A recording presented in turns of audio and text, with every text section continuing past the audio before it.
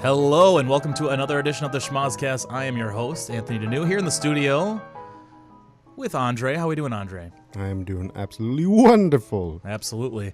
So let's talk about what we have going on today on this week for this week's show. We are going to talk about things that happened on Raw and SmackDown. We're going to talk about a major broken issue on Monday Night Raw. A woken issue. A woken issue now, you'd say. We're going to talk about NXT and their future next week and beyond.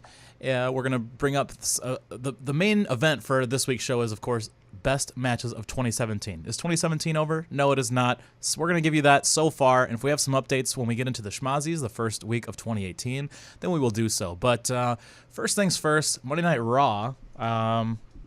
Something huge happened that you've been calling for a long time, and it finally came to fruition. So you want to tell us a little bit about that?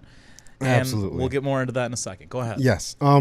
Christmas came early for me because the debut of Woken Matt Hardy in WWE is official, as he was attacked 2 weeks ago not attacked. He had a match 2 weeks ago with Bray Wyatt, which, by the way, Matt Hardy, Woken Matt Hardy, as he's going to be called in WWE for reasons only so that, WWE can keep the name. But I mean, that's not going to affect anything, as it looked like on Monday with the dueling promo between him and Bray Wyatt, because he lost a match to Bray Wyatt 2 weeks ago. Started to show the most since like last Monday, the most signs, direct broken universe / woken universe signs with the delete chant. And then in a house show, WWE retweeted and put on Facebook a video from a house show where he started doing the delete chant and then raised his hands to the sky and screamed and stuff, and did the yes backstage. And the loss to Bray Wyatt catapulted that, and it was really cool to see that because this is what I've been clamoring for, not just him in WWE, but him against Bray Wyatt, because it is that promo. I was like I said, it was like Christmas to me. I was so happy. I legit had a smile on my face as I was watching that promo. It was everything that I was hoping for. The difference, they're similar, but they're different. There's so much they can do with these two characters. I'm ecstatic to see what's going to happen, man. So, and this really is a culmination of really something we've never really seen before. A storyline that started in TNA, goes to Ring of Honor, all these other, regional promotions where they're winning tag team gold all over the place with the Expedition of Gold. Exactly, and it basically. I mean, it sort of ended but began at WrestleMania, and it's something like we've never seen before. Because can you give us the lead up going from last summer? So, and what made Broken Matt Hardy such a big deal, especially for TNA, a struggling company, but really was driven by Broken Matt Hardy and Brother Nero, and the final deletion that was, for wrestling fans at least, a viral video, and continued on with something we haven't seen since April, but is still such a huge deal. So there's a lot of buildup, but can you give us kind of a rundown of how the steps to that got us to at least WrestleMania, and then we'll take it from there. Absolutely. So Broken Matt Hardy, as he was known in TNA, happened when he feuded with his brother Jeff. Jeff hit him with a swanton bomb from a very high distance. I can't remember if it was a ladder or a stage area of some kind, but Matt was laying on a guardrail that was laid over two other objects so that the guardrail made like a, table. And he did a swanton bomb and landed on him, and Matt Hardy, that started the broken phase where he slowly kind of developed. But it wasn't until like the final deletion where the broken universe really took off and where he really started to get his character built. He went on several podcasts, stayed in character, kept kayfabe alive. The feud with his brother turned into a coalition where Jeff Hardy became Brother Nero and joined his brother, and they chased the tag team gold because the 7 deities who control Matt Hardy, who tell him what to do, they told both of them to, get every single championship in all the promotions. And they did that. They went to various indie promotions, won all their tag team championships, won the Ring of Honor tag team championships, lost it the day before WrestleMania, showed up at WrestleMania, won the tag team championships, and that was essentially the end of that. That's the Reader's Digest version, but that was the end of that storyline. And then he kind of just did the nostalgia act with the Hardy Boys until Bray Wyatt woke the primal passenger within Matt Hardy. And WWE is using the Woken name just so they can keep the name. If Matt were ever to leave, Matt can use the broken name based on the statement from Impact. But even though they're using it just so they can keep the name, it kind of works because he was broken when he feuded with his brother. The 7 deities wanted him to get together. This is all kayfabe, of course, but it works in the storyline. You mean he doesn't know that he's... Does he know anyways, he's not a pirate? Anyways, that's neither here nor there. So in the storyline, they won the championship. They won every single tag team championships, culminating in the Raw Tag Team Championship at WrestleMania up until recently, I would think. Actually, I don't know, but it was the most viewed YouTube video of the year. It still might be their debut at WrestleMania. And that makes sense that he wouldn't be broken anymore because he fulfilled what the 7 deities asked of him. But now that he's been losing a little bit, he lost his brother to an injury. He lost a match to Bray Wyatt, who him and Broken Matt feuded on Twitter before they could even step into the ring with each other. It makes sense that he's no longer broken, but he's now woken, and he's still going to show the same signs. And, based on Sports Illustrated, it sounds like he's going to get to be in control of his character for the most part. Which is pretty spectacular. This is unlike anything we've ever seen in terms of a storyline that starts in TNA or outside of the WWE, goes to all these other places, regional promotions, and then also some of the top 4, if you're counting WWE, you'd say that Ring of Honor, TNA, and New Japan, and then Lucha Underground would be, those would be the top 5.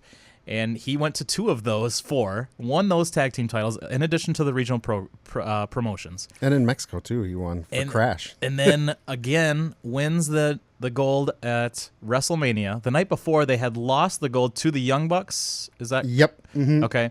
And it was in Florida. That's what Ring of Honor likes to do, is put a big event the same weekend at WrestleMania to pull in some fans, which makes sense. It really is a really good marketing strategy for them.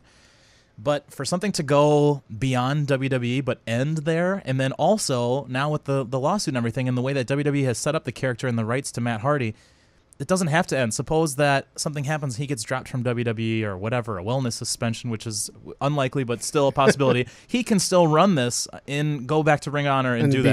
And be broken. And it doesn't matter. He can continue this.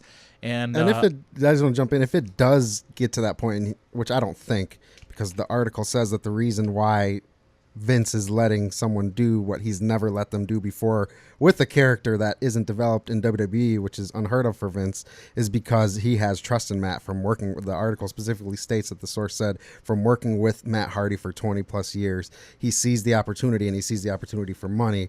But what I originally wanted to point out, or wanted to make before I went on that, is if he were to somehow get cut or whatever from WWE and goes to the indie scenes, he would be character-wise broken again since he's not at the top anymore. So it makes perfect sense. He's in a great spot. And kudos to Anthem. I don't know if it was Jeff Hardy leaving or Jeff Jarrett leaving or what, but they did a 180 and let all their past characters use their gimmicks is what it sounds like. Kudos to them. I was boycotting them because of the Matt Hardy stuff, but not anymore. Props to them for doing that. It might have been a little better late than never, we'll put it that way. And TNA has gone, whatever you want to call them now. Anthem. Yeah, God. Impact Wrestling, whatever. Yeah. They've had so much bad publicity really since they started, but the last few years have been unbelievable, and it's like they're just really living on the edge and holding on by a string. But this is a good move for them, and they've done so many takeoffs or carryover gimmicks that they've tried from or taking shots at WWE. So I think that this was the right move, and for once they look good for doing this and having had that happen. Because if I'm an indie wrestler and I hear what TNA has done now, or Impact, you're not going to want to go for that, play for them, go perform for them, work for them. Right, but if I hear that if I do something really great there, that I can either carry it in and then bring it out afterwards. So I'm not like, okay, if I sign for a 1-year contract and I'm awesome in this year, I've got this great gimmick that all of a sudden I'm allowed to use outside of that, I'm much more likely to want to use TNA or Impact to get my name out there, because I know that when that contract is over, I'm going to come out smelling like roses, and I don't have to stop the things that made me so important. Absolutely. And when I said I wouldn't want to work for them, what I meant was if I couldn't keep my gimmick. But now that you can, And they've done so much stuff, whether it be, the Voodoo Kin Mafia, VKM, making fun of Vincent Kennedy McMahon, or it's Eric Young doing the Daniel Bryan gimmick, basically, or their version of Daniel Bryan. And those are two examples of either taking shots at WWE or using their gimmicks that it really goes on. And anyone who all of a sudden isn't a contracted WWE superstar, Impact seems to go after right away, like, oh, they've got the, if you will, Vince McMahon dust, and they want to use that in their favor. So I'm a big fan of this happening the way it is. And now it's been 8 months since we've seen Broken Matt Hardy, since they debuted at WrestleMania, or re-debuted, if you will. And so this is a huge deal. And he's had this much time to hopefully get the ideas of what he wants to do. Okay, when I am broken, this is what I'll do. And I like the way that it happened. That was kind of a losing streak. I want to say in the last 2 weeks, Matt Hardy was facing Kurt Hawkins on WWE Superstars. When's the last time you watched the WWE Superstars match? Never. And because it's basically irrelevant. And I should look whether or not he won or lost that match. But if you're facing Kurt Hawkins, he probably won, because it would have been a huge deal if Kurt Hawkins won. Yeah, as opposed to the other way around, right? So I think it was perfect though. It worked out perfect. And the pop that he got every time, because it was a dueling promo, every time Matt Hardy's face came on the screen, they popped. And that last little laugh off, it was perfect. They went like one segment too long, which was perfect, which is exactly what it should have done. You know what I mean? It was perfect. Almost like the Austin Powers creepy laugh, like that of the segment that just goes on way too long, and they're sitting there like with their evil laughters. Yep. And the promo between them was the perfect example of what I'm looking forward to seeing between these two, and that is the similar yet different aspects of their characters. They're both supernatural in a sense. They're both a little dark, but Bray Wyatt is very serious, whereas Matt Hardy is more kind of parody satire, but I don't know how to describe. It's completely different, but it's perfect because they're two like crazy or psychopathic characters that are, lost in their own worlds, that are going to be going against each other, and it's going to be really fun. They can stretch it out. I'm looking forward to seeing them in the ring, but I'm also looking forward to seeing compound matches. Like the first, you can have Royal Rumble be the first match of them not on WWE TV, as far as not in the ring, I should say, sorry, and have that be at the Wyatt compound, and then WrestleMania can be at the Hardy compound. Or, I mean, you got to get him in the ring at WrestleMania. But you can do... I'm thinking as I'm talking, but you can do so much with these two characters. I'm excited. Probably not making any sense because I'm giddy. Like I said, I was laughing when... in my room, giggling, laughing when Matt Hardy showed up finally and did the yes. I was waiting for it. It was incredible. I can't wait to see what they're doing, and I'm sure we're going to have plenty of things to talk about with him based on him having a relative creative control over the portrayal of his character. The next time that we'll get a Monday Night Raw pay-per-view will be the Royal Rumble in late January on the 28th in Philadelphia. There's no better spot to do it. I know last year was kind of like the 20th year anniversary. They did it at the Alamo Dome. I love the Rumble at Philadelphia. To me, it's if I had to choose a place, perfect crowd. I would go Philadelphia, and then I would go Chicago second, and then maybe Boston or MSG for my Royal Rumble picks. But those are Toronto's a great town. Toronto's a great one too. But also my favorite Royal Rumble 2000 was in MSG, so that's another, I guess was that a little hint there. Which one was 2000? 2000 is Taz's debut against Kurt Angle. You have The Rock won the Royal Rumble, and was that with Triple Big H, Show with the controversy? Triple H versus Cactus Jack in a street fight for the championship, which was an amazing match. Also, the Hardys versus Dudleys in a table match, another great match. That's why that pay-per-view to me is the best one all time. Wow. And then, of course, we talked about this a couple weeks ago, but the cat and the bubble wrap and getting to see Mae Young's all in all her old glory. See what I did there? So, okay, is Royal Rumble too soon to have a... We're going to get Wyatt versus Hardy, I would imagine. And I want to see those two in a match outside of the Royal Rumble, but there are also two guys I wouldn't mind seeing in the Rumble. But is Rumble too soon to do a compound/final deletion type match? Not at all, because, as you just said, they can do that and they can both be in the Rumble. Because you can film that a day or two before, and then they can be fresh and be in the Rumble. So I think that would be a perfect... How would you kayfabe it then? There's the Rumble first? Okay. No, the Rumble last. There's power. There's powers. Did you forget? I don't know how much of the broken universe that we're going to get to see here. We're going to see what Matt Hardy's brain does for WWE. But I don't know if you remember, they could teleport with Vanguard 1. So you could see a match where them start. I don't know if WWE is going to go that far. I hope they do, because it's so over the top and so ridiculous that it's entertaining, and it's so funny, but in a good way. And it's bad, but it's bad in a good way. Not bad. It's B-movie bad. That's what I was looking for. Thank you. Yeah, and it's fun. I like that. I think that's the way to go.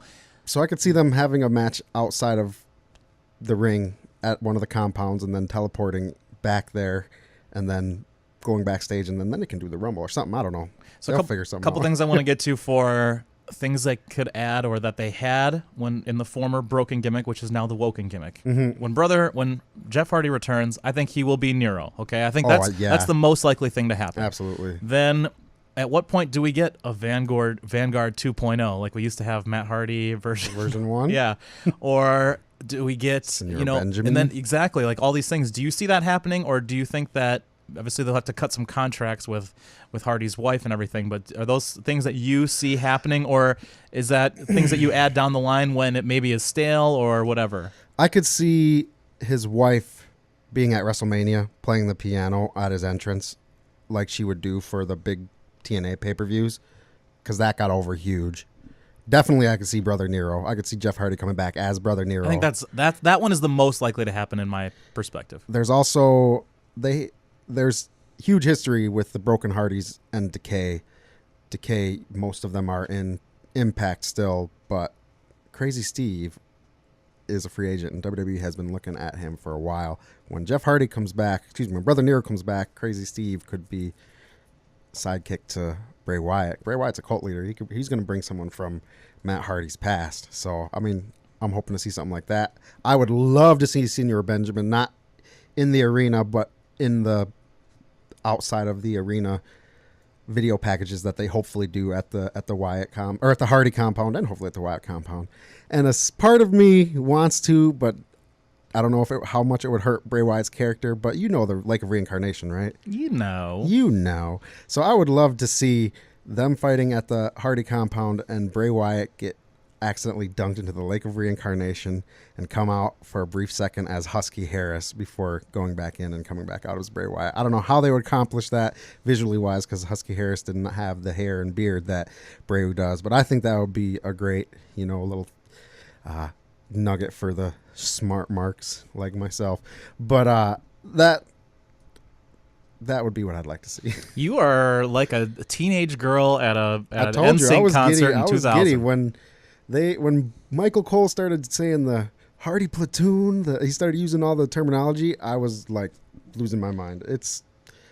Broken Matt Hardy is probably my favorite character of all time. I mean, Shawn Michaels is my favorite wrestler, but my character that I love the most that's ever been done in wrestling is the Broken Hardy gimmick. So I'm just ecstatic, looking forward to seeing what he can do on the big stage in WWE in front of the world. Okay, let's shift our attention to Bray Wyatt now. Mm-hmm. Is this the best thing that could happen to Bray Wyatt since winning the title at the Elimination Chamber? Since then, yes. If not longer? Absolutely, because I could see at the end of this them coming together and being a team for a little while too. But I don't know. That's just fantasy booking. That's looking outward. As of right now, it is the best thing to happen to him because it was the most popular gimmick. The Broken Matt Hardy gimmick was the most popular thing in wrestling in 2016. It's still super over based on the crowd reaction, the YouTube views. It was at one point the 25th most viewed video on YouTube itself, and it became WWE's most viewed video of the week, obviously, on their YouTube channel. So it's the most over thing. Well, not the most over thing. I don't know. It's too early to tell, but it's one of the most over things in WWE right now, and it's going head to head with Bray Wyatt. And Matt Hardy is going to make Bray Wyatt look really good because Decay, everyone that's feuded with the broken gimmick, the broken Matt Hardy, whether they won or lost, came out looking better for it. So it's great for Bray. And I'm excited about that too because Bray is one of my favorites. And there was a specific line in the promo where he says, "I feel alive again," where it's like, that's really cool. I'm looking for, which I know it's kayfabe, but it's just really cool because he kind of needs something too. And this is the best thing that could happen to him, other than winning another championship, of course. But with Mania season basically upon us, do you want to see them go to Mania and then after Mania, then put Hardy in a program with somebody else? Do you want to see it go the 4 to 5 months that we have? If they do it right and they do both the compounds and they space it out, yeah, because that's something that you can build over time, and you can do short little segments on Raw, on every week, and then culminate it at WrestleMania. And there's a lot you can do in that time frame. Okay, so this is another thing that is interesting to me. A couple weeks ago, there was a Rolling Stone article with the Young Bucks and about basically what makes them so important without having gone to WWE, why they haven't, what is that a possibility, how they have run their social media, and a lot of it comes from what things that they learned from Matt Hardy when they were in TNA, and they give him so much credit for how smart he was. And if you want to think back to the SmackDown 6 era, the original brand split, it was Matt doing the version 1.0 like we talked about, that was the first person to use some of those. I mean, it wasn't social media at the time, but he was certainly ahead of the game in that character. And you go back, and at the time I was like, but now when I go back, I'm like, okay, he really did have a great mind for the business even at that time. And apparently he was the one who while Jeff is maybe given more like physical gifts in terms of, gymnasts and parkour goes, a lot of those ideas were Matt Hardy's, and the way the matches would go and things and spots were Matt Hardy's idea. Yep. And the better in-ring classic competitor, I guess, of the two, still Jeff Hardy's a future Hall of Famer, as we know. They could go in as a team or separate. But Matt was very much ahead of the game. And then 2010, 2011, he's in TNA. The Young Bucks are there. They said they learned so much of what they do from him at that time and have really just carried on through Twitter. And they talk about how a backstage incident with Booker T really set them on fire to what the characters that they are now, because they seemed like cocky jerks, and they thought, oh, that's us now. That's what we're gonna do. We're not gonna change. We're not gonna go on social media and say, "Hey guys, we're sorry or say sorry to Booker T or whatever." They just took it and ran. They're like, "This is the new us." And so a lot of credit has to go, I think, to Matt Hardy for doing that. But more on that article about what is important now, I think, is for those guys to see what Matt Hardy has done is something unlike no other, where he's carrying a storyline that is a year deep, or more so, and then involves all these different places and promotions. So do you think that gives the Young Bucks even more incentive, or some of these other guys? We're going to talk a lot about Kenny Omega or Okada later, but does that give some of these guys more incentive? Here's the other hand to that, or why don't you do that, and then I'll talk about the other hand of that. So is this more incentive for teams like the Young Bucks and other superstars that have never been to WWE to get them in and to give them the idea that, hey, if you do it right, that they're gonna let you do your thing? Maybe. First of all, I just want to point out that the storyline is not years old; it's centuries old, technically. Oh, sorry. But maybe, like the Sports Illustrated article said, the reason Matt Hardy is given this freedom right now is because he has that trust with Vince. But then again, guys like New Day, they came up with their gimmick for the most part, and Vince has given them creative freedom as well. So I think so. Definitely. Because Matt Hardy, as you said, he's been ahead of the game, not just in the ring, but like society, social media, and what is popular among the in this point in time millennials, but the what's popular with the biggest purchasers or consumers is the word I'm looking for, and he's in tune with that. His broken/woken gimmick is basically a walking meme, and that's brilliant. Also, I think the Jericho Kevin Owens, I feel like they were given more leeway to run it, and it's a little bit different when you have also a future Hall of Famer like Jericho, who's a part-timer, but he's really on another stratosphere of superstar. Trust of Vince. So and I think that has to do with it. But if you look around, maybe there's more incentive for some of these guys to come in. However, the other side of that would be like Gallows and Anderson. And I'm not saying they haven't given the chance to do what they want to do. I'm saying with the hype that came in with them, that maybe I would say they're not where they want to be. Is that a fair? They're doing Christmas commercials right now, and they're funny and entertaining, and some of the stuff they've done was really good, but it's kind of like they started here and did some okay things, but now they're not necessarily on pay-per-views. They might be on pre-shows.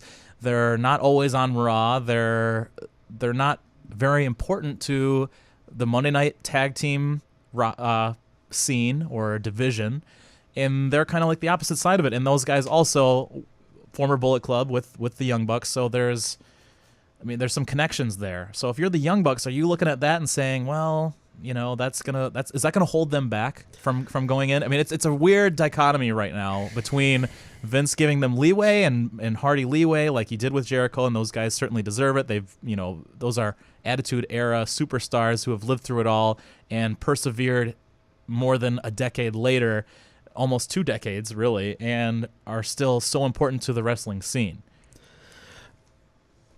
I don't think we're going to see the Young Bucks in WWE anytime soon, nor do I think we should, because they're in the perfect spot right now. Personally, selfishly as a fan, I don't want to see it because being the Elite is still my favorite thing to watch on YouTube. They just had a new episode drop this morning, and I watched it, of course, before I came here. So I don't want to see them leave, and I don't think they will anytime soon because they have, and I think less so because of what you were talking about, more so because they have the freedom right now. Being the Elite is shot and edited by them and only them, and involves the cast.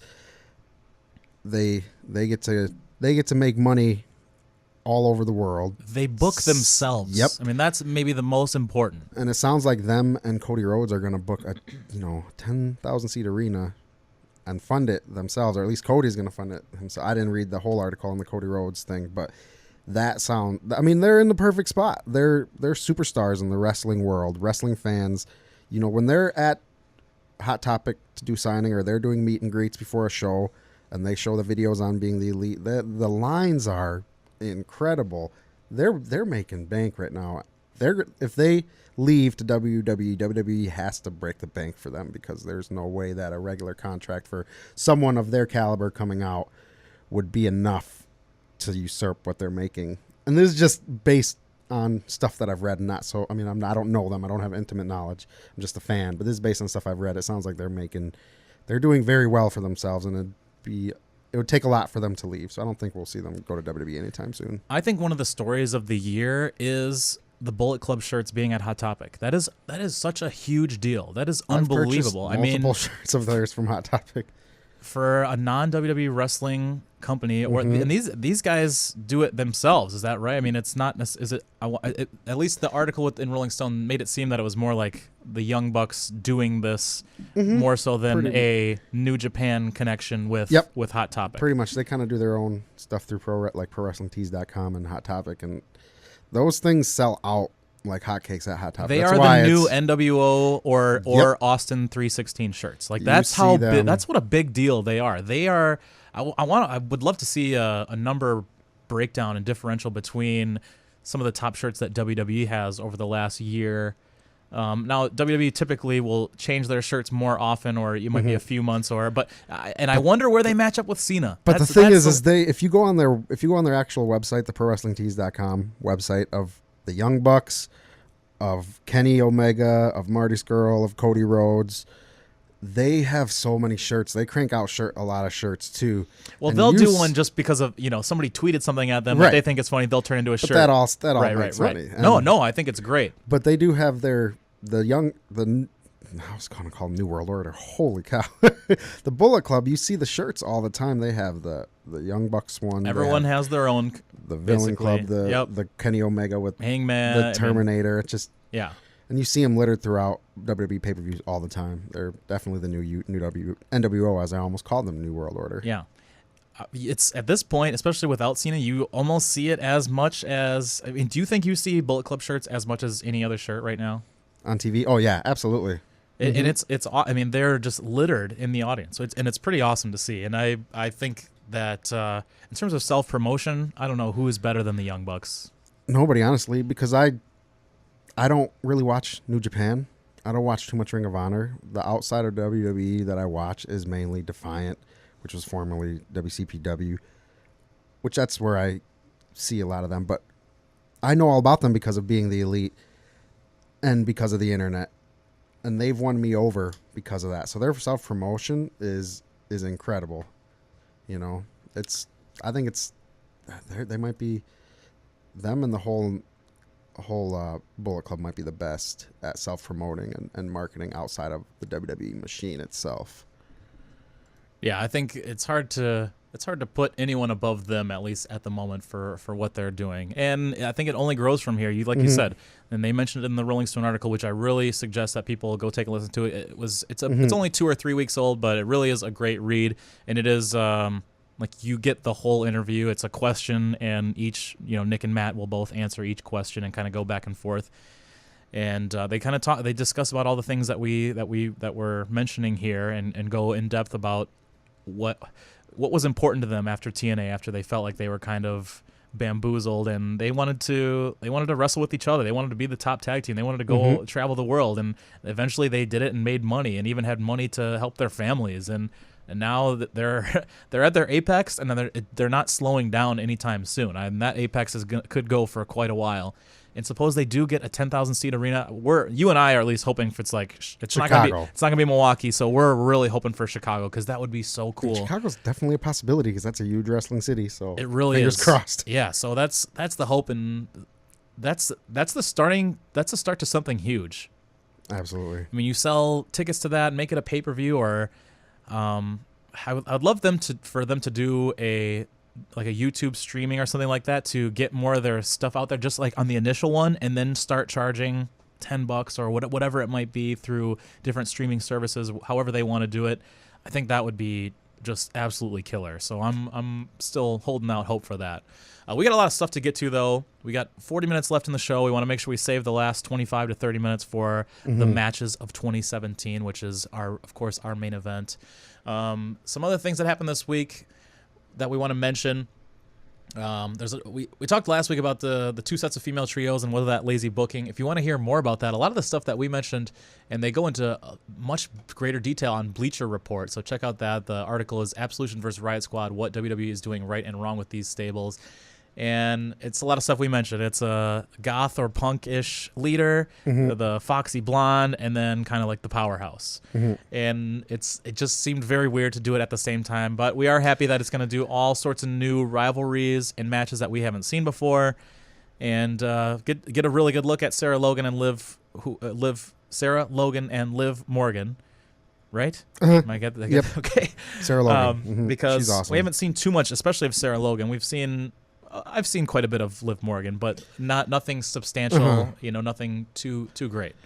Can I just say regarding the trios of women, the trio on Raw, I didn't like them 2 weeks ago. Last week on Raw, they won me over. The segment with Foxy, what's her name? Alicia Fox, excuse me, was awesome with Paige doing the "I love you, you're my best friend, I'm not gonna hurt you, I promise I'm not gonna hurt you," but these two, and then they beat her down. That was great. That segment won me over, and I'm a huge Paige fan. I'm so happy that she's back.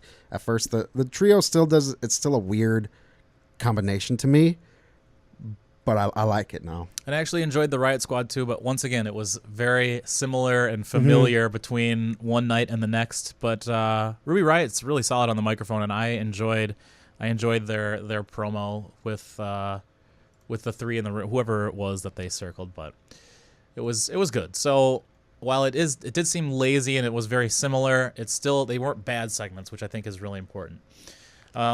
Jason Jordan versus Roman Reigns, really, really good match. I mean, you're not gonna find it on anybody's list here for best of 2017, but in terms of Raw over the last year, if there was like a best of Raw and it was like a lengthy DVD, this match would be on it. That was a really good match. Jason Jordan's starting to win me over. If I'm not mistaken, it's a slow burn to a heel turn. Absolutely. And I think it's going to be great. The story that Jason Jordan, say what you want about the Kurt Angle son storyline. Jason Jordan in the ring, incredible. The story he can tell in the ring, every time he stepped in the ring, it's been, I don't like the storyline, but I watched that match and that's he where won he shines, me over. Yeah. He won me over in that match against Roman Reigns, to the point where I was mad at Roman Reigns for Superman punching him because he saved him after Samoa Joe came down and put him in the coquina clutch. Yeah. Which is exactly what I don't know if that's what they wanted, but that's what they got from me. So he won me over. I'm looking forward to seeing what he does, and I'd love to see him end up in the ring with his father, or hopefully soon to be no longer his father, Kurt Angle. But he's winning me over, and the way he's being kind of whiny about things backstage, but still playing the face in the ring is a nice little, I like it because he's starting to get on my nerves a little bit as far as his attitude. He's starting to be more heel, less face, and whining, "Dad, give me another shot. Even though he already lost, give me another shot." It's like, no, you don't get to just do that. He's playing it up really well. And actually the last couple weeks of the, like you said, slow burn on the heel turn is seemingly what we're getting. And he's done a great job. I've never been a fan of the Jason Jordan character, even from NXT and some of his old tag teams. I was never sold. I know he's a great wrestler, and that's never changed. He's only gotten better. He's only going to get better.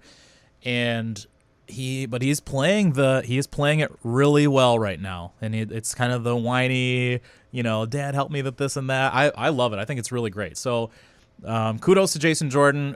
The character is getting much better, especially these last few weeks.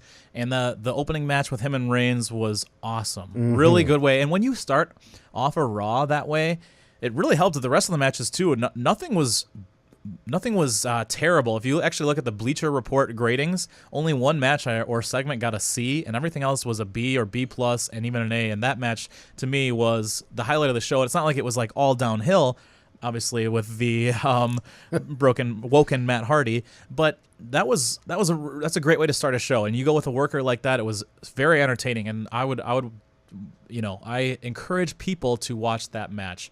With the angle with Kurt Angle and Jason Jordan, it's interesting timing right now. Is it going to go to WrestleMania because there's only 2 pay-per-views left before WrestleMania for Raw, which it seems like longer, but that's where we're at right now. You've got Royal Rumble, which is a big 4 combination, Raw and SmackDown, and then February 25th is Elimination Chamber. So either all signs are pointing to Triple H and Kurt Angle at some point, And it's the question is, signs are also pointed towards Angle and Jordan. So I wonder exactly how the breakdown's going to go between Royal Rumble, Elimination Chamber, and Mania, where we get Angle at Triple H, where we get Angle at Jason Jordan, and what falls in between there. Or is there a rematch involved? Yeah, and if you're talking Triple H in the mix, Triple H has got to, it would make sense. Maybe they don't and they just drop it, but he's got to have a match at some point with Braun Strowman based on what happened with Survivor Series. So it'll be interesting to see where they put all that. I would imagine, I don't know. Jordan Angle at Mania, I guess. I like that's what I want, because I like the long drawn out storylines that they've been doing more of now, but they don't do all that much of. And I'd like to see that stretched out. And those two in the ring, right, but those two in the ring should be. I'm hoping that it's Mania, or it's before then, and then also at Mania. So much of the online stuff is pointing to Triple H and Kurt Angle on a more immediate basis with Royal Rumble, and only time will tell. So that's the last big four until we get to WrestleMania. All right, moving on. Some of the other stuff that we read on the internet this week: the Usos and the New Day, are they a problem for SmackDown in the tag team division? This is another Bleacher Report article. This one's by Eric Beeston. This one came out earlier this week. I believe it was Monday.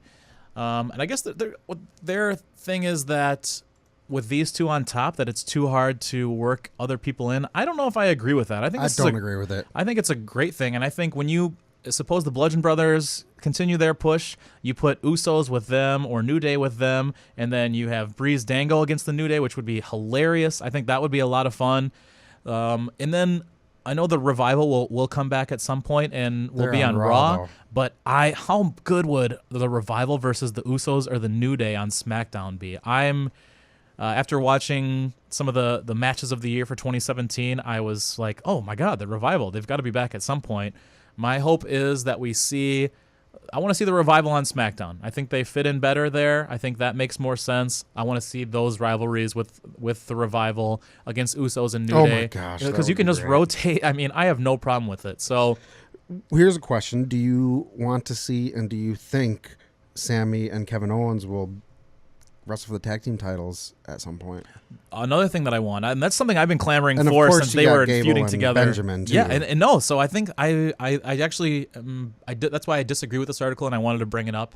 I don't see it as a problem for SmackDown. I see it as a good problem to have. It's like the team that has 6 caliber starters, but one's got to come off the bench. I don't for basketball, I don't see that as a bad problem. I see that as a good problem. That's not a bad thing. That's a good thing. Another article we read this week was about Finn Balor and WWE using him improperly, in that they need to use him as the demon all the time. No. So this is a GameSpot article. One of their points of contention here is that the Finn Balor demon character is booked so much better, but even in the video game, he has a higher rating by maybe like a 92 difference to 88 or 89. So it's a 3 or 4 point overall difference. I'm a video game nerd. I think we all are, and wrestling fans. Like it all just comes together. I like that they do the demon when they do it. I think it's fine at special times. It's fine if it's only at pay-per-views. I wish they would have protected it a little bit more. I think does he have one loss as the demon? If I'm not mistaken, we'll have to go back and check. But anyway, yeah, I'm fine with the way the demon is. I don't think he has to be the demon all the time. Yeah, and in storyline, it wouldn't make sense because of the energy it takes to summon that part of him would be too much for him to handle. So it makes sense, and I disagree with the article. I think having the two characters in one is really cool. It's really entertaining, because a win against Finn Balor without the face paint isn't the same as a win against the demon Finn Balor, and a win for, you know what I mean? I like it. Yeah, and you can. As you know, I'm going to say you can involve him in a Matt Hardy feud at some point. Some of the parts I did agree with in the article, though, are about the misuse of regular Finn Balor, or stupid sexy Finn, as Zach Wagner, contributor to the show, continues to call him, which I love. Because they put him in some weird spots and rivalries, losing to guys, or like the Kane situation, or I guess what they're trying to say is that they want to see Balor in against Strowman. They want to see Balor against Lesnar. They want to see Balor against the top guys. They want to see Balor against maybe Joe again or whatever it might be. That, that's Lesnar. Yeah. And I think that's what they're trying to say is that there's more you can do. But yeah, and then that's another thing is that apparently Vince McMahon, do you think has soured on him? He was the original Universal Champion. Now is kind of... He's in between. I mean, he's above mid-card, but he's not main event. There's not what we had originally thought. Of course, you can only have one top heel and one top face at a time for the most part, but where's the best spot for Balor right now? The best spot for him? SmackDown. But okay, that was the best answer. Yes, that is correct. But I don't know how much you can read into the whole Vince is souring on him, because that's just dirt sheet talk, or I don't know if they're called dirt sheets anymore. Internet website. Dirty pages. Something like that. Dirt sites. We got to see what happens. We got to see what he's going to do for Royal Rumble. To me, him losing to Kane was more so of Kane building Kane up for Braun or for someone else. Looks like we've got a caller here on the 103.5 hotline. Caller, how's it going? Your side. Do we got Vince McMahon on the line? Pronouns, pal. Ben Wong, do we have you on the show right now? You do. All right, we're bringing in Ben Wong to the show. Thanks for being with us, Ben Wong. Ben Wong, we're talking about the booking of Finn Balor right now and how he was originally, the first Universal Champion, unfortunately suffered the injury during that match, and he's never really quite got his footing back to what we know. Of course, seeing him versus Styles was a great match, but where are you a fan of what they've done with Balor right now? I am not, but I don't know what they really could have done better if they weren't planning on running him as the top guy. I think that after he won the Universal title, if Brock was going to be in the picture again, Brock was going to get the title back. So that's how I feel about it.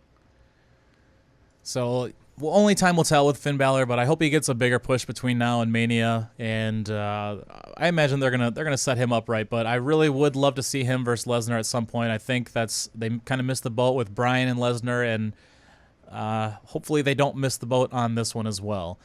Well, I tell you what, let's talk about our best matches of 2017, shall we? This is kind of our main event of the show.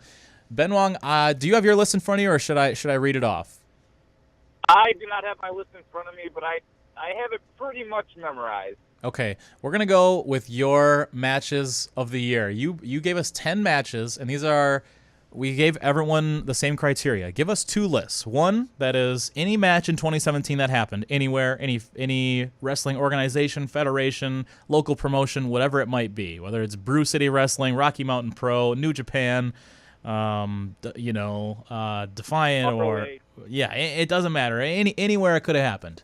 And the other list is only under the WWE umbrella. That includes NXT, Raw, SmackDown, the pay-per-views, whatever it might be, UK tournament, the women's tournament, all that good stuff. So Ben Wong has given us his. We're gonna go with your top 5 here, and then we'll talk a little bit about the full top 10. But at number 5, you have Ibushi versus Tanahashi. At number 4, you have Omega versus Suzuki. At number 3, you have Okada versus Shibata, which is absolutely delicious. Number 2, you have Ibushi and Naito. That's from the G1 and the Day 1 G1. And then number 1, you have the Okada Omega trilogy. So Ben Wong, you put those in together, which is perfectly fine. I like that. This is all New Japan. Can you give us an idea of why no WWE matches made your top 5 or even your top 10 as I look through? New Japan, to me, I'm just a huge fan ever since I saw Wrestle Kingdom 9, and their wrestling is just so good. I enjoy watching. All of my best matches were singles matches, and I just really enjoy their hard-hitting storytelling, and the fact that they are able to use more wrestling moves than WWE wrestlers to put on good shows. Certainly a big deal has to do with length, and the length of matches that the New Japan performers can put on is much greater than WWE. You're shaking your head. I agree with Ben Wong. I don't watch a whole lot of New Japan, but every time I watch them, they clearly have the best in-ring performers. Not performers. They have the best in-ring product probably in the world. And length is a part of it, but I don't think a match has to be long to be good. That's all. That's the only reason I was shaking my head. But I agree with almost everything else. No. Sure. Why? Enlighten us a little bit more about that. What can be good about a short match? Short, I don't mean like 5 minutes. I mean, 20 minutes is a short match to me. Just a reference, we have a few other top 5 and top 10 lists. Christian, contributor to the show, put Goldberg and Lesnar from WrestleMania, which was under a 5-minute match, as I believe number 2 on his list. Well, to me, I look at 20 minutes as a short match. So if other people look at 20 minutes as a long match, then then it's going to be a different point. But 20 minutes is a short match, and I think that great stories can be told in 20 minutes. To me, a long match is 40 minutes. But to some people, 20 minutes might be a long match, and 5 minutes might be a short match, in which case 5 minutes is not enough time. Unless it's a specific story, it's not enough time to tell it. So I guess it's subjective. Is that the right word? Yeah. Okay, so question for both of you guys. We've heard Kevin Nash and Scott Hall say things like this when it came to WCW versus WWF in the 90s. WCW was a television company putting on a wrestling show, whereas WWF was a wrestling company putting on a television show. Now it seems to me, if you're going to match up New Japan versus WWE, the roles are reversed. That New Japan they're a wrestling company. It is about the wrestlers and not like making them look like comic book heroes, but making the in-ring product the most important part of it. They don't break to commercial, as far as I know, Ben Wong, during matches. Is that correct? Of their events, their pay-per-views, no, they do not break into commercials. But if you're watching on Access TV, they put in commercial breaks into the matches. Okay, and then for WWE though, like if you're watching on Raw, I don't know what happened for 3.5 minutes during a match, and sometimes that really hurts the pacing. I hate that, and it really, and it's something we didn't see that much in the Attitude Era, like in the late '90s, early 2000s, and then it's something they have done in years past. They've kind of gone back and forth, but I really despise that. To me, a main event is not a main event if you're breaking for commercials. It frustrates the heck out of me, and I really can't stand it. But when it comes to the idea that WWE is a entertainment or television company now, as opposed to New Japan being about the wrestling, is that hitting the nail on the head, or where do you guys stand on this argument between the two, and why New Japan? And when you look at everyone's list that we got Sam, we've got Zach, Christian, Ben Wong, you and I. New Japan is really littered in these lists, and in terms of in-ring product, it's hard to argue that New Japan is far superior. I don't even watch that much New Japan. I probably watch maybe 5 to 10 matches a year. And this year I probably only watched 3 or 4 New Japan matches.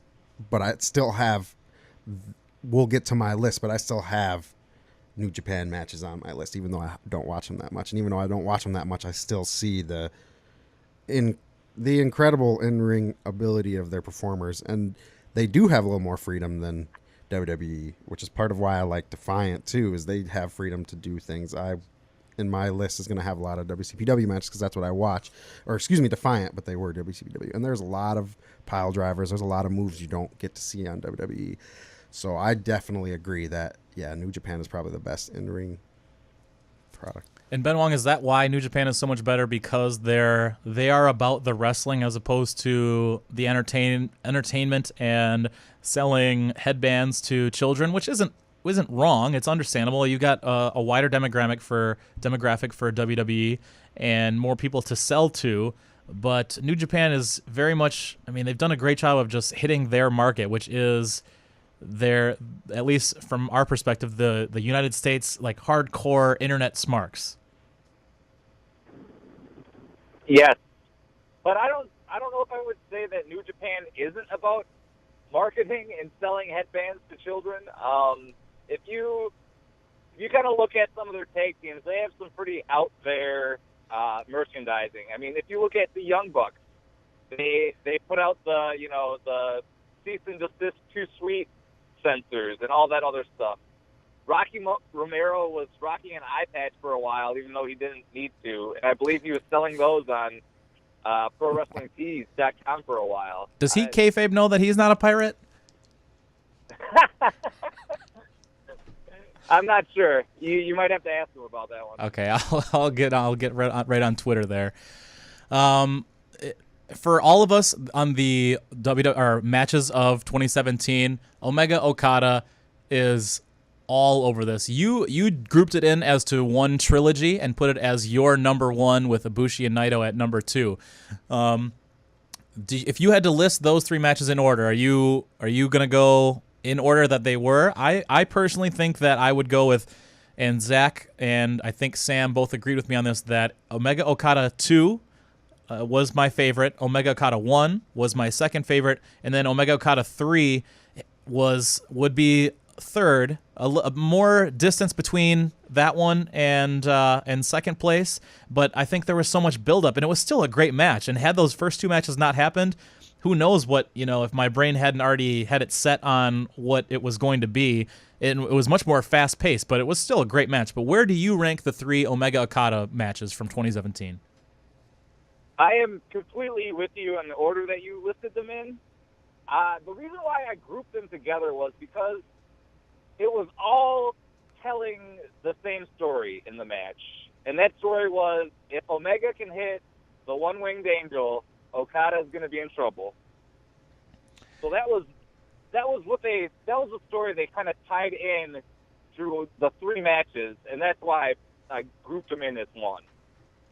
No, and I think that's totally fair. It's hard to think of just one without the others. They are so important. It is such an important trio, and this is going to go down as one of the best rivalries of all time.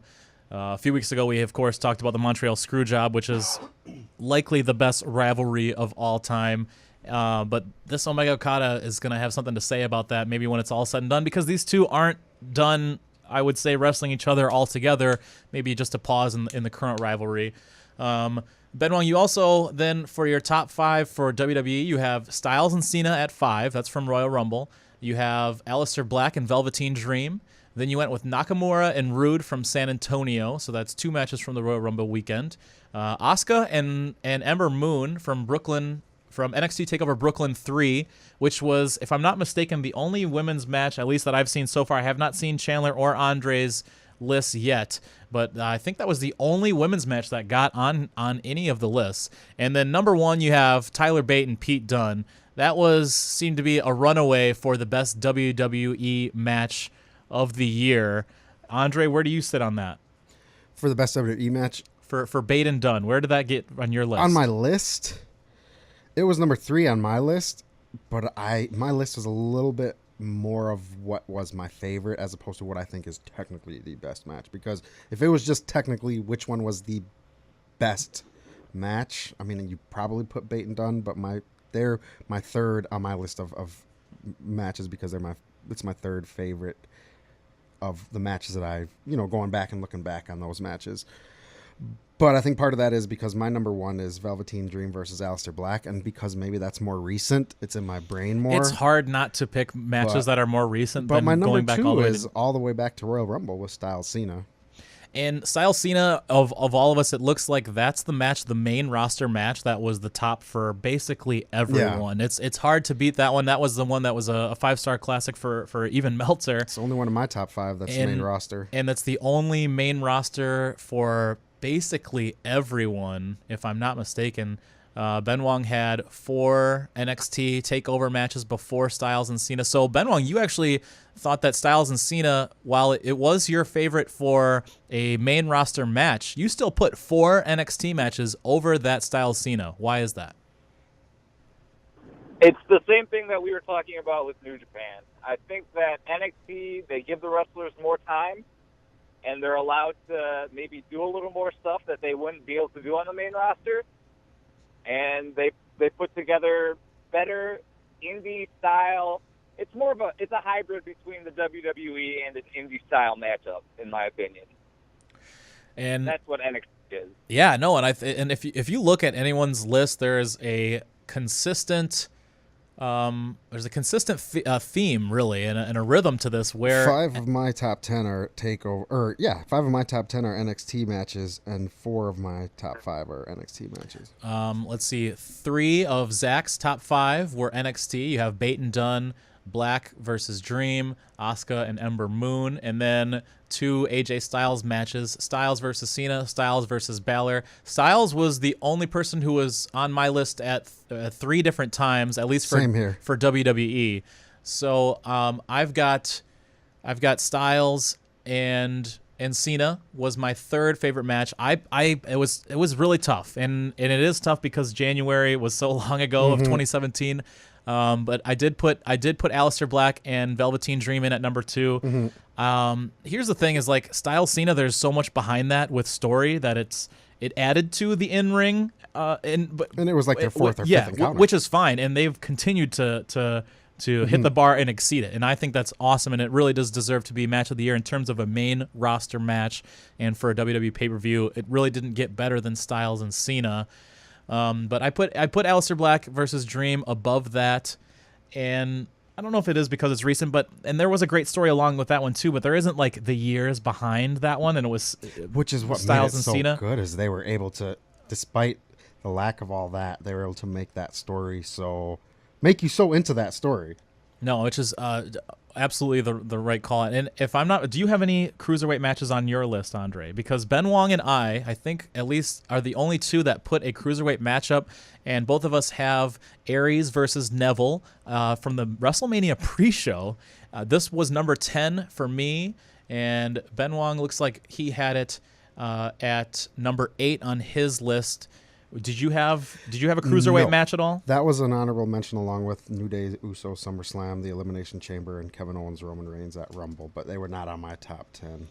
Owens, Reigns, Rumble. See, I feel bad. I need to go back and watch that because that was. There were too many matches. I had to do honorable matches. Well, no, it's hard. It's really a hard thing to do. So, Ben Wong, what was it about Neville and Aries that got on your list for the Mania pre-show? And I actually had 2 pre-show matches coming in at number 9 and number 10. I had Usos and New Day from SummerSlam in at my number 9, and then Aries and Neville. But what about this Aries and Neville match that made it get on your list, Ben Wong? If you look at where those 2 guys are in relationship to WWE now, I think you can kind of paint the story of they felt disrespected having to go on and open up the WrestleMania show. They didn't get the main part of the main show. It was pre-show, and they went out there and they hit hard, and they put on a pretty solid cruiserweight match.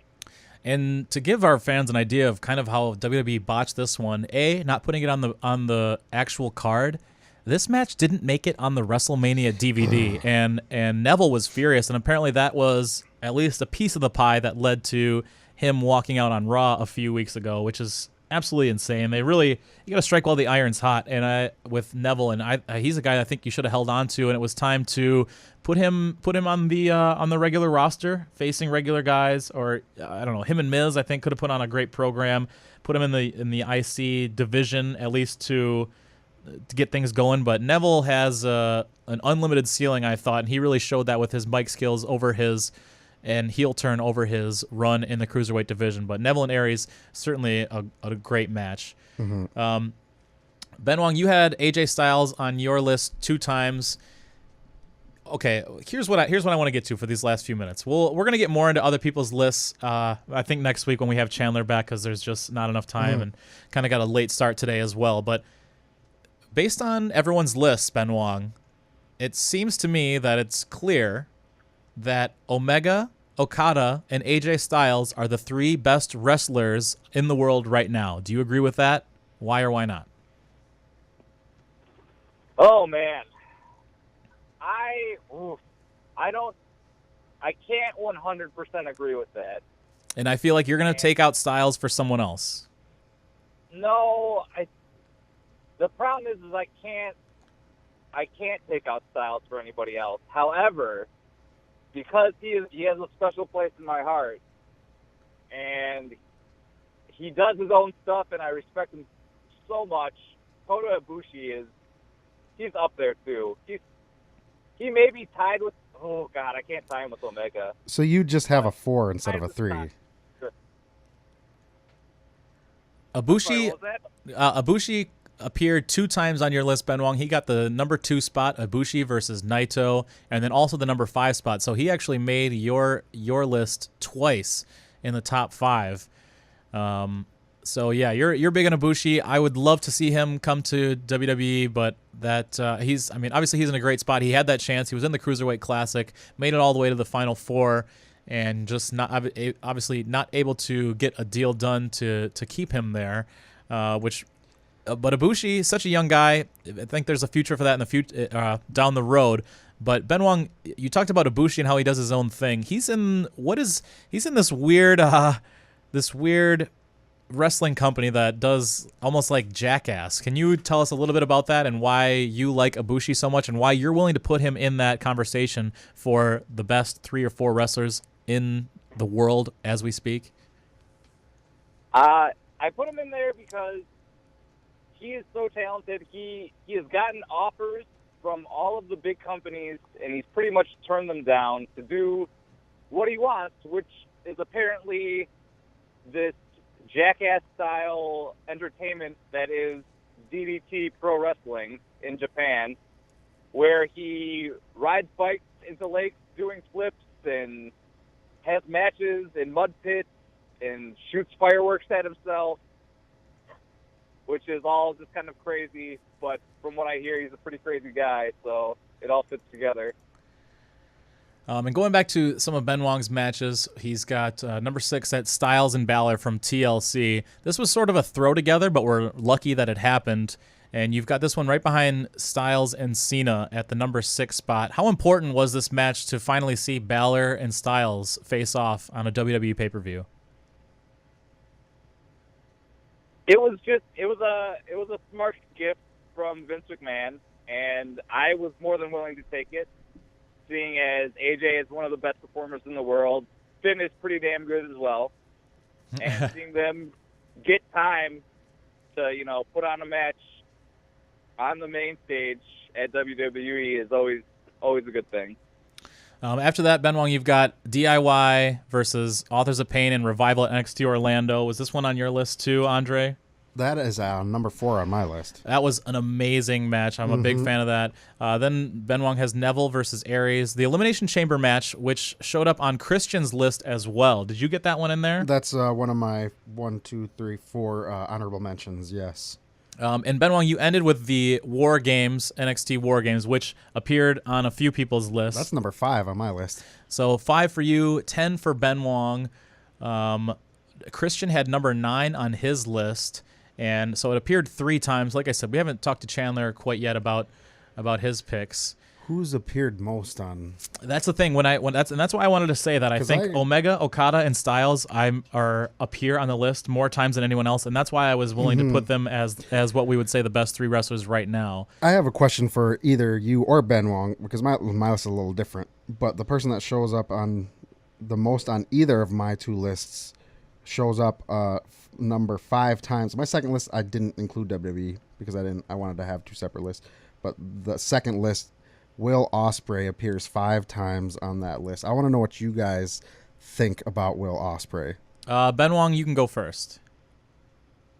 I think Will Ospreay is a pretty good talent, and I think he's learning a lot in New Japan, and specifically under Okada and Gato's, wing in the Chaos stable.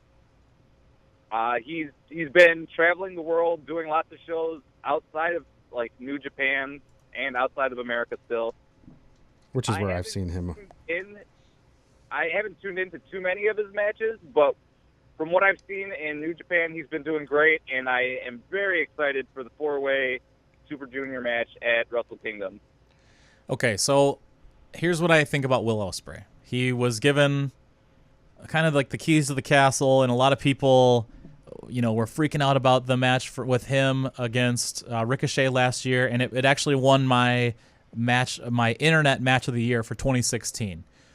I still think it's very spot heavy and it doesn't always make sense. I've seen some things on Ring of Honor where I'm like, I get a little bit bothered by his matches. But here's what I'll say about Will Ospreay. He's 24 years old. And I like to think about him the way I think about when the Brewers have a really good prospect when they bring up. He's not going to be perfect. He's going to do some things really well, and you know that the future is him being a superstar, and he's going to be amazing. And that's where I'm at right now. Is like he shows that he has all the tools, all the talents, and he's going to be awesome. I don't think he's there yet, but I don't want to mean that in like a disparaging way. I think that he is going to be awesome. I don't think he's there yet, but he is lucky to have. I mean, he has these physical gifts and talents that he's learning how to use in the right way, in the ways that make sense in a match, and he's only going to get better. So that's where I think Will Ospreay is maybe he's like Shohei Ohtani, the Japanese pitcher who's coming over. Is like, he does all these great things, but we have to see it all together.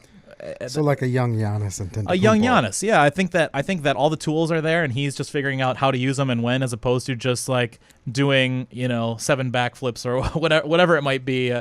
But I think he's on the cusp of being great, and I don't mean that to be a negative at him. I think that he maybe just had the spotlight on him a little bit too early, but he's doing all the things he should be doing, and I think that it's going to culminate in being down the road one of the best that we have. And at 24 years old, my goodness, not many people have a brighter future than Will Ospreay does at this moment. Mm-hmm. So yeah, we'll see more on him over the next year, but I'm excited for his future. We'll see what happens. I wouldn't mind seeing him in the cruiserweight division if the WWE booked their cruiserweights better, but that's not the case at the moment. As we said, only one cruiserweight match was listed between anybody. But at the same time, though, Tyler Bate and Pete Dunne are both technically cruiserweights, and that was not a cruiserweight match. It was the rematch for the UK title. But that was, God, that's a tough match to beat, really, on the WWE side. What was your highest WWE match? My highest WWE match was Velveteen Dream versus Aleister Black. And it's hard to argue with that one. I loved that match so much. Yeah, but I have New Day on there a couple times, Styles on there 3 times. Yeah, why don't you list off give us your list for WWE? Number 10 is Brock, Braun, Roman, and Joe at SummerSlam. Number 9 is Cien Almas versus McIntyre at War Games. 8 is the New Day and the Usos Hell in a Cell. 7 is Styles versus Balor, TLC. 6 is Styles versus Brock, Survivor Series. 5, War Games. 4, Author of Pain, DIY, TakeOver Chicago. 3, Bate versus Dunn, TakeOver Chicago. 2, Styles, Cena, Rumble. And number 1, Velveteen Dream versus Aleister Black. And for me, I had the Usos and the New Day on there twice. I actually had them at number 4 for their Hell in a Cell match, and then also at number 9 on the Survivor Series pre-show.